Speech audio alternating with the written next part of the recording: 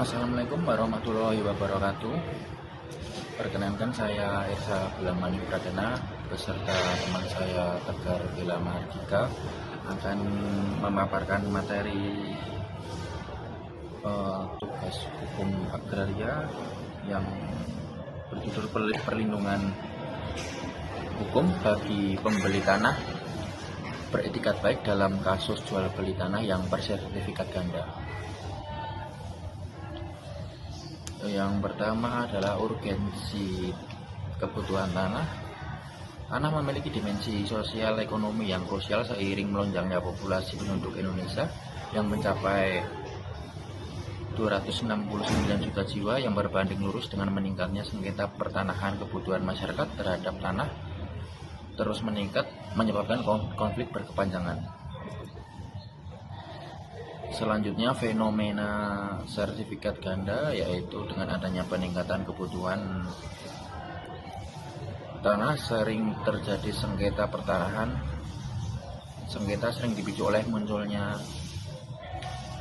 dua atau lebih sertifikat di atas objek tanah yang sama, baik akibat kekeliruan administrasi di Badan Pertanahan Nasional atau BPN maupun tindakan pemalsuan yang dapat merugikan pihak yang tak bersalah. Selanjutnya, etikat baik atau good fight, yaitu dalam perspektif hukum perdata kita mengenal pasal 1338 ayat 3 KUH Perdata yang mewajibkan pelaksanaan perjanjian dengan etikat baik atau good fight. Pembeli beretikat baik adalah subjek hukum yang melakukan transaksi perjanjian melakukan transaksi secara sah tanpa mengetahui adanya cacat hukum atau sertifikat lain atas tanah. Namun ironinya, para pembeli yang jujur ini seringkali justru kehilangan haknya karena dianggap kurang cermat dalam melakukan verifikasi.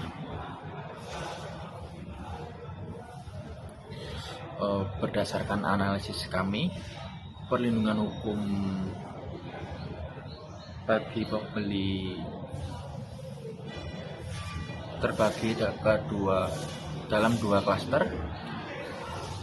Menurut teori Hudson, secara preventif, negara melalui BPN menyelenggarakan pendaftaran tanah untuk memberikan kepastian subjek, objek, dan status hak sebagaimana mandat pasal 19 UU PA dan PP nomor 24 tahun 97. Namun kekuatan pembuktian sertifikat di Indonesia bersifat kuat tetapi tidak absolut, sehingga kebanyakan masih bisa diuji di pengadilan. Secara represif,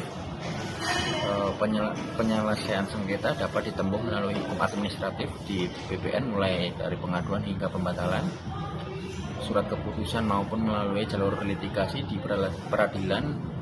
Temuan kami menunjukkan hal yang mengkhawatirkan. Sekitar 70% sertifikat ganda berakhir dengan kerugian bagi pembeli beretikat baik karena beratnya beban pembuktian di pengadilan. Meski demikian, Mahkamah Agung melalui putusan nomor 309 PK/PDT/2021 telah mempertegas asas prioritas, di mana pihak mendaftarkan haknya lebih dahulu secara sah harus diberikan perlindungan hukum utama.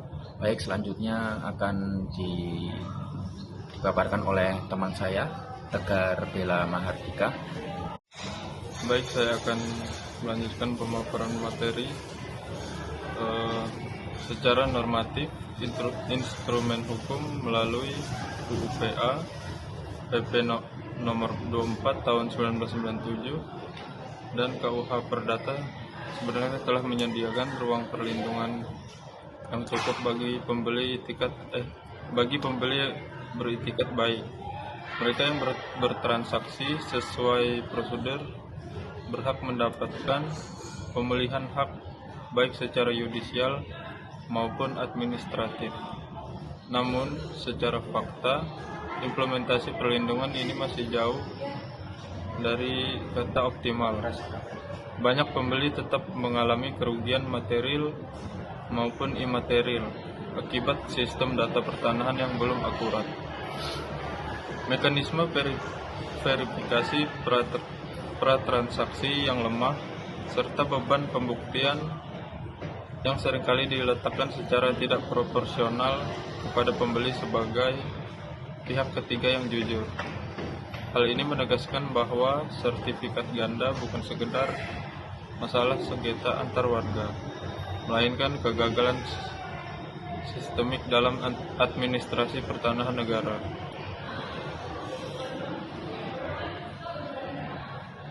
Berikutnya, pemerintah harus mempercepat sistem pendaftaran tanah berbasis digital dan verifikasi online agar calon pembeli dapat melakukan pengecekan data fisik dan yuridis secara real time.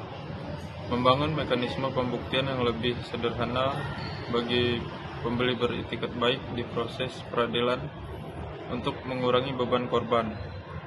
Berikutnya, diperlukan audit berkala terhadap buku tanah dan penguatan tanggung jawab hukum bagi pejabat yang menerbitkan sertifikat cacat administrasi.